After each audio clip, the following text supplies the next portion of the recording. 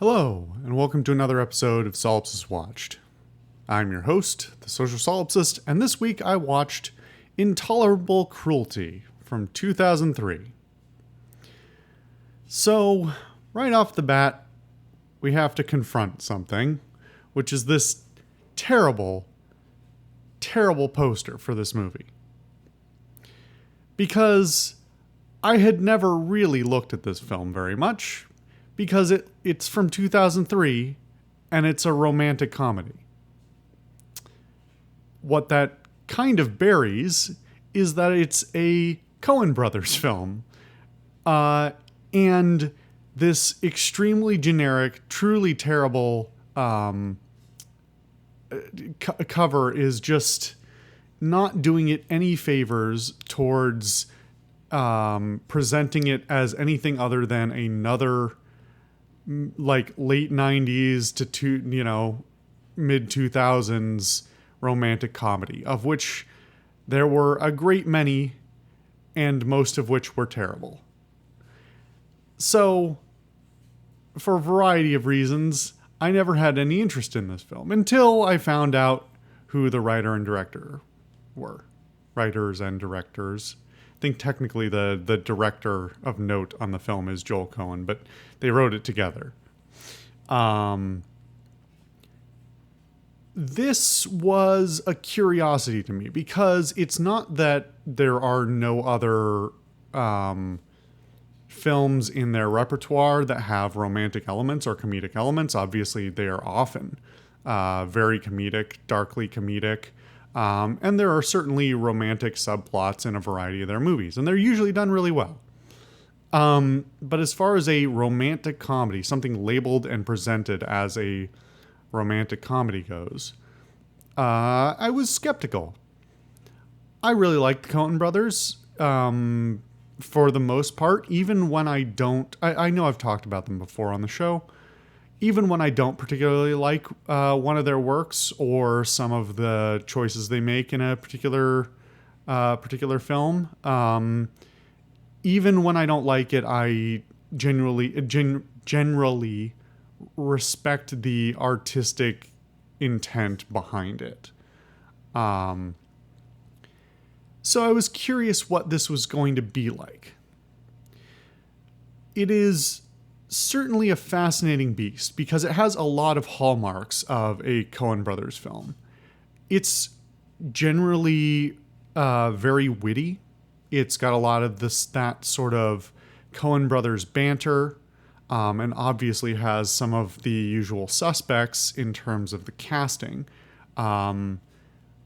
It's got a pretty excellent cast, and it is of note that like 2003, I mean, this is definitely a movie that, for all its ups and downs, is sort of coded in a particular place and time, being the early 2000s.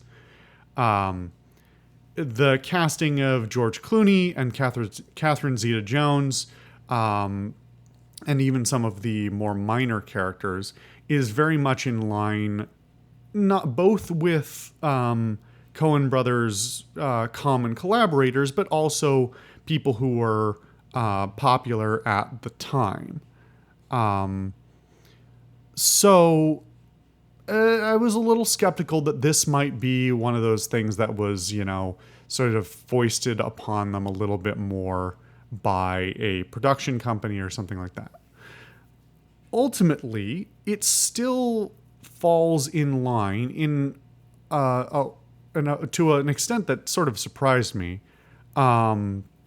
with the conventions of a romantic comedy film. And like I said, it is very sort of, a lot of things about that are very sort of stuck in that 90s and 2000s romantic comedy thing. I think for the most part these days, romantic comedy as a genre has largely died out. There's still lots of them being made, but they're mostly being made low budget, a lot of straight to TV stuff, things like the Hallmark Channel or to Netflix or whatever, because they're often dirt cheap to make. They're also usually pretty bad. But for all of the genre conventions that it maintains, it still tells an interesting story with interesting characters, and with a good rhythm to the story. Most of the elements that this movie is almost great. And I don't even want to pinpoint any particular aspects of it that I think make it less than great, because it's just sort of I don't want to blame the genre either, because I don't inherently hate romantic comedies. There's a few that I really like. But typically what makes me enjoy a romantic comedy film is either a subversion of the genre, or just really solid storytelling surrounding an unusual premise or something else like that. This film kind of gets there, but doesn't quite get all the way there. And so largely the points where I'm sort of okay but not loving the film are the points where it does still sort of seem to feel the need to do certain, tried and true romantic comedy subplot elements, moments of calculated conflict, or either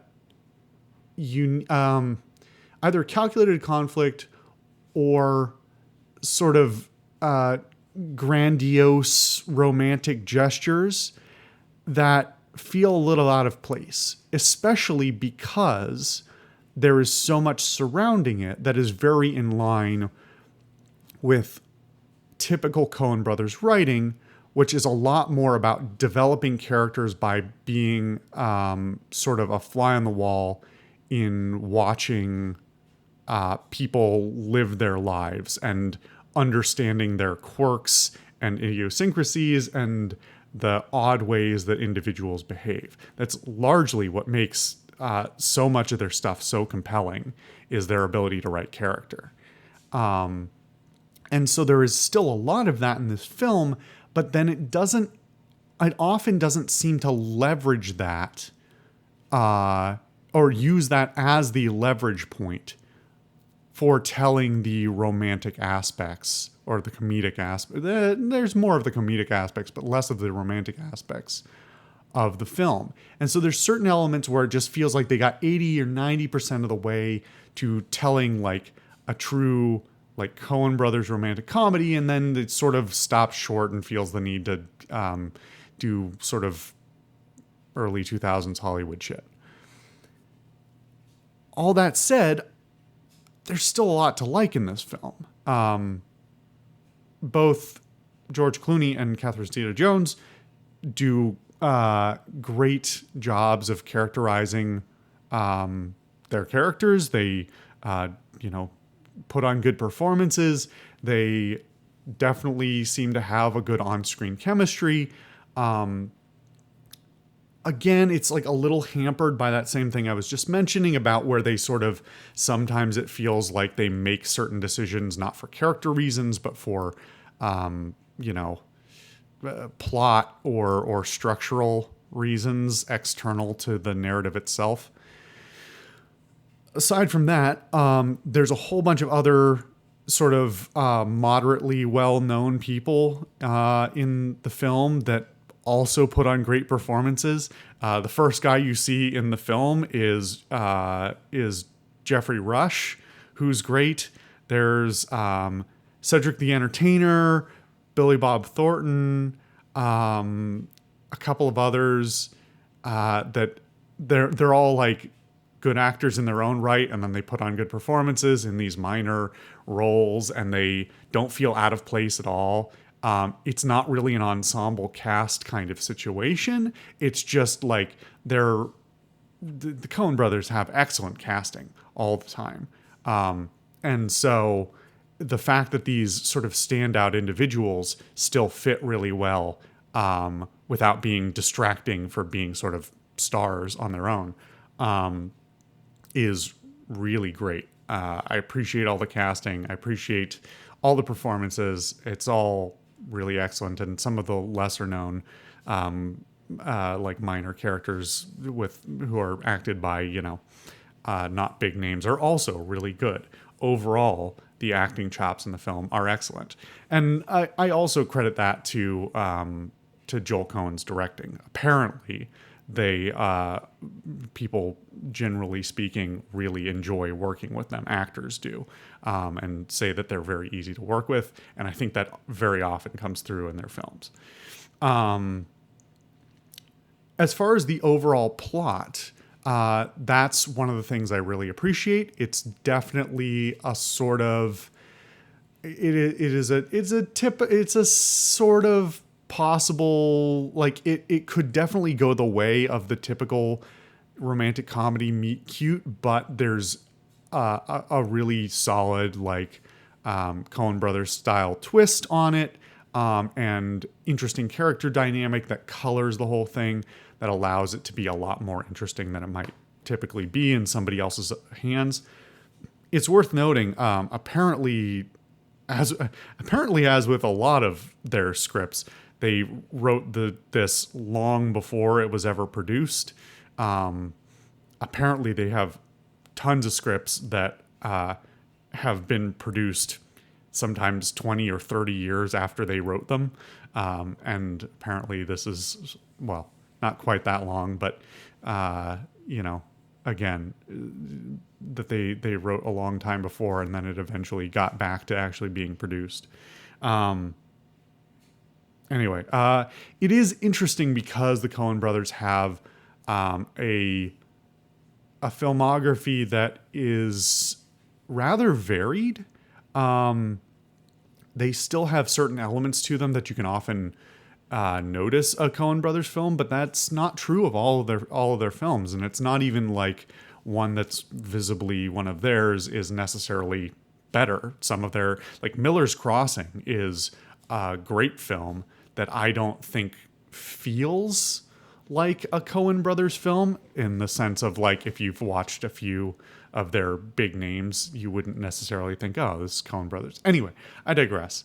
The plot, I think, is solid. It doesn't get too far away from the typical sort of beats. You can sort of see everything coming. But it's still really dynamically done and well acted and stuff. So I'm not even upset that I could see everything before it played out. Like I said, this is very 2000s, so a lot of the cinematography and the sets and costumes and stuff are definitely pretty dated, and also not super reflective of the best directing that either of the Coens have ever done, for sure. I'm sure there's some aspect of that that's just like me not wanting to remember what it was like, oh God, almost 20 years ago. Oh, I'm getting old. There's a certain like early 2000s aesthetic that it definitely permeates the film, and if this were made today, would have a much more ironic tone to it, I think. But as it is being played very straight, I don't want to say it doesn't age well, but it ages in a certain kind of sour way. It's not bad to look at, though. But I would have liked to see a little bit more stylistic flair put on the cinematography as well. There is some element of that I'm sure was them trying to maintain a certain amount of that romantic comedy audience appeal. They didn't want to, brand it as a romantic comedy and then have it anger or alienate that audience. That said, there is a lot more frank, between the language that's used and the crassness, the calculated crassness of, sex, violence, and all the other hallmarks that are common in Coen Brothers' work. There's like enough there that I'm kind of curious what the overall reflection was from people who went in expecting a typical romantic comedy. I don't know. It's kind of a fascinating beast, especially to come at so long after it came out. I don't know if anybody. Apparently it did reasonably well in the box office, but I never hear anyone refer to this film. So who knows? I don't know what the audience ended up being like, or what the who the audience was, or what they ended up thinking. I'm kind of curious. Yeah, I mean, that covers most of the bases. I think it's a pretty solid film. Certainly if you're in the mood for a romantic comedy, but maybe not the biggest fan of romantic comedies, I think this is a decent alternative that's, varies things up enough to keep it interesting, isn't, desperately saccharine or too on the nose to the typical, tropes of the genre, and ultimately is pretty decent. It's not gonna make it up there with my my list of favorite romantic comedies even, but it's not way down the list or anything either. It's not like a top tier romantic comedy. It's sort of like just below that. Anyway, that's basically my feelings on it. I am probably maybe gonna watch another film that is tertiarily related to this one next week. We'll see. I probably shouldn't say that if I'm not sure what I'm going to do yet. But it's in the recording and I'm not editing this. Fuck that. All right. Thank you guys for watching another episode of Solipsist Watched. I've been the Social Solipsist, and I will see you guys next time.